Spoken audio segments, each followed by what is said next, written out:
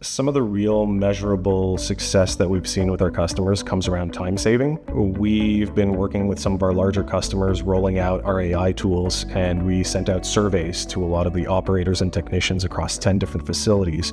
What we got back is that about 50% of them were saying that using AI on a weekly basis was saving them between 30 and 60 minutes per week, and another 25% were saying it was over an hour. The techs can open their own requests, they're closing their own work orders, and that has taken a lot of time off my day where I knew before, like, I have to have this done by between 8 and 9 so I can move on to whatever. It's taken that time away.